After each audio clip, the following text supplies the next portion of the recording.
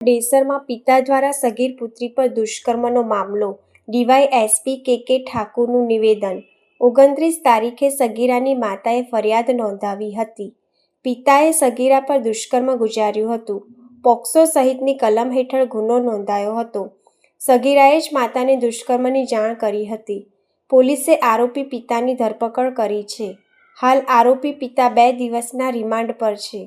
Police વધુ તપાસ કરી રહી છે। ગઈ તારીખ 29/6/2026 ના રોજ ડેસર પોસ્ટેમાં ભોગ બનનારના માતા દ્વારા ફરિયાદ આપવામાં આવેલ છે, જેમાં જણાવ્યા મુજબ ભોગ બનનાર દીકરીને તેના પિતા દ્વારા ઘરમાં જબરજસ્તીથી તેની સાથે શરીર સંબંધમાંથી દુષ્કર્મની ફરિયાદ ડેસર પોસ્ટે મળેલ છે, જેમાં BNS section 64(2)F 65(1), POCSO act section 3A 4-5N મુજબ ફરિયાદ નોંધી અને આ ફરિયાદના કામે આરોપીને ધોરણસર અટક કરવામાં આવેલ છે અને તેના દિન 2ના રિમાન્ડ મેળવી અત્યારે આરોપી રિમાન્ડ છે।